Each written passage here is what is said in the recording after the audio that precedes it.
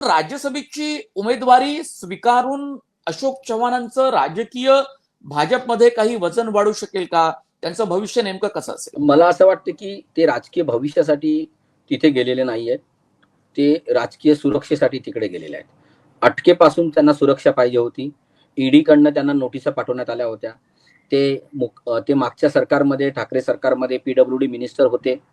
ते PW minister असताना त्यांचे ज्यांच्या वतीने सगळे आर्थिक व्यवहार त्यांचा जी व्यक्ती सांभाळायची, त्या व्यक्तीच्या मंत्रालयाजवळ असलेल्या एका बिल्डिंग मधील कार्यालयात ईडीच्या अनेकदा धाडी पडलेल्या होत्या. ती व्यक्ती अर्थात त्या काळातल्या आणखी काही मंत्र्यांचा सगळा व्यवहार पाहायची आणि ते मंत्री आताच्या सरकारमध्ये सुद्धा मंत्री आहेत. परंतु आता हळूहळू ईडी त्यांच्यापर्यंत पोहोचायला लागली होती आणि त्या काळातच भाजपकडनं त्यांना सांगण्यात आलं होतं की एक तर तुम्ही जेलमध्ये जा, नाही तर भाजपमध्ये या.